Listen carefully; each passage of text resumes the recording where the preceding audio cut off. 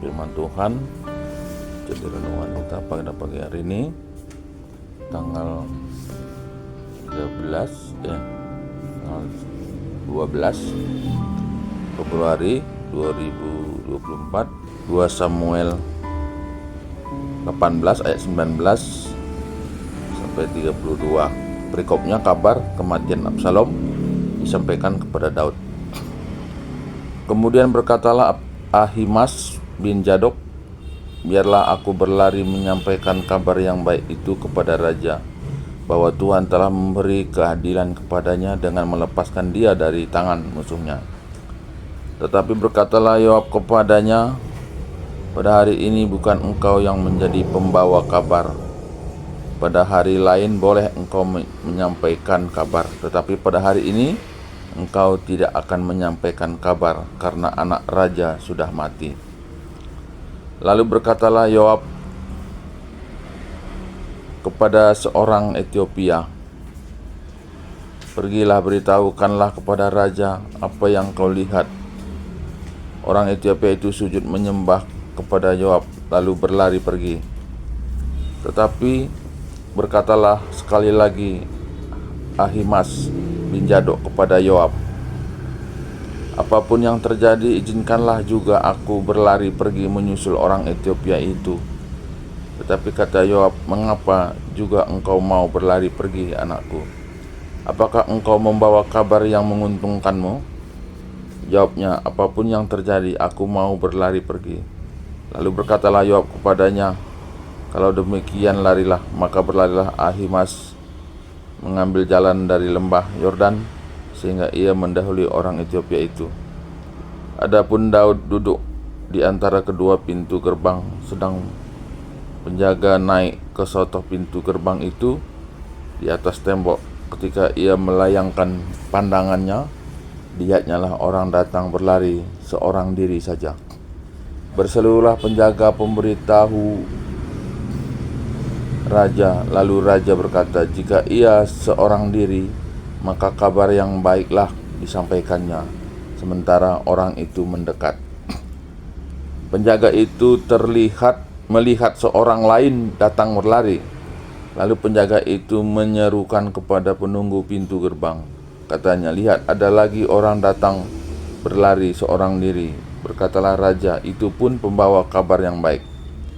Sesudah itu berkatalah penjaga, aku lihat cara berlari orang yang pertama itu seperti cara berlari Ahimaaz bin Zadok. Berkatalah raja, itu orang baik, ia datang membawa kabar yang baik. Lalu Ahimaaz berseru, katanya kepada raja, selamat. Kemudian sujudlah ia menyembah kepada raja dengan mukanya ke tanah, serta berkata, terpujilah Tuhan Allahmu yang telah menyerahkan orang-orang yang mengerangkan tangannya melawan tuanku raja. Lalu bertanyalah raja, selamatkah Absalom, orang muda itu?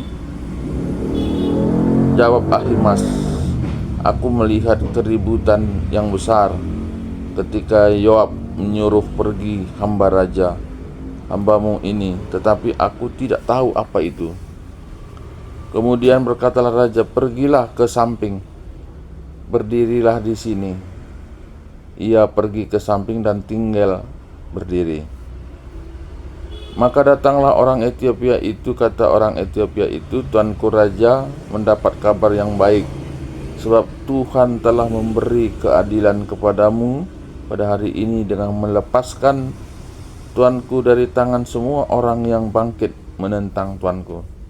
Tetapi bertanya raja kepada orang Etiopia itu, selamatkah Absalom, orang muda itu? Jawab orang Etiopia itu, biarlah seperti orang muda itu musuh tuanku raja, dan semua orang yang bangkit menentang tuanku untuk berbuat jahat. Ya, sampai di sini. Ya, jadi ini adalah lanjutan peperangan orang Israel dengan kelompok dari Raja Daud. Dalam bagian ini adalah suatu peperangan yang seperti makan buah simalakama gitu ya, antara Absalom yang raja Israel waktu itu dengan kelompok yang lain adalah Daud dengan orang-orangnya. Nah, satu sisi Daud ingin menang, ingin agar dia berada di pihak yang menang, tapi musuhnya adalah anaknya sendiri. Nah, dia ingin supaya dia menang, tapi anaknya tidak mati. Nah, sehingga ini menjadi ya sesuatu yang sulit. Nah, dan mungkin ini juga yang seringkali terjadi dalam kehidupan jemaat, dalam kehidupan kita sehari-hari. Ada satu kondisi yang memang sulit untuk menghindarin sesuatu yang tidak mau tidak harus ada yang dikorbankan.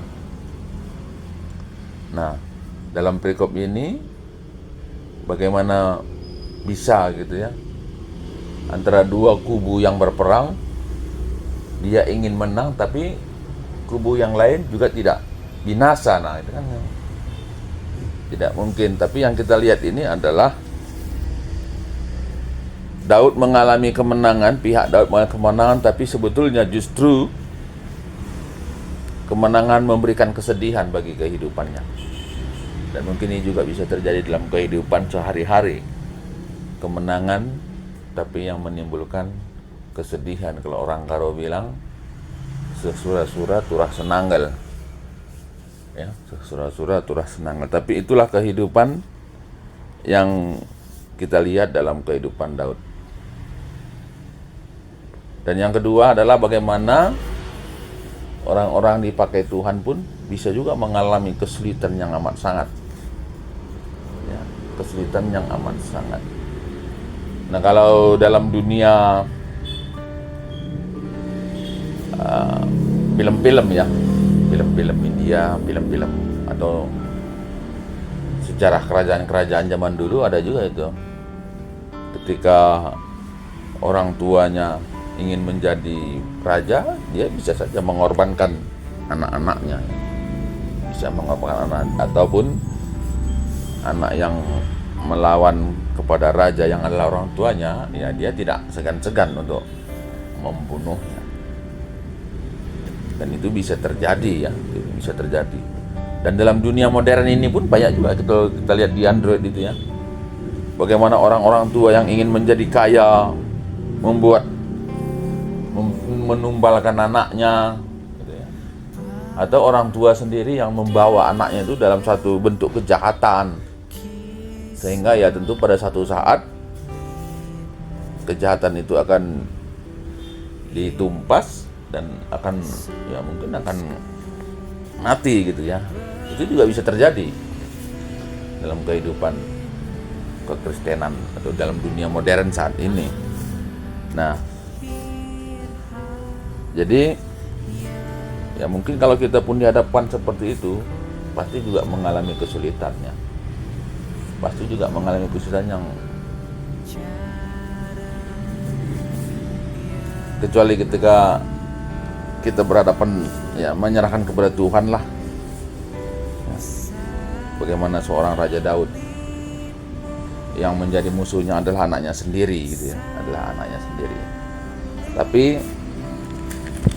yang ketiga adalah bagaimana bahwa ini semua terjadi akibat dosa yang terjadi sebelumnya. Nah, kembali lagi dalam perikop ini kita melihat bagaimana dampak dari suatu dosa yang berdampak begitu luar biasa, sehingga patutlah kita menganggap bahwa suatu dosa itu adalah suatu kengerian yang patut dipertimbangkan dalam setiap aktivitas kehidupan kita. Oleh karena resikonya itu begitu luar biasa, sulit kita membayangkan bagaimana perasaan Daud ya pada saat perikop ini terjadi.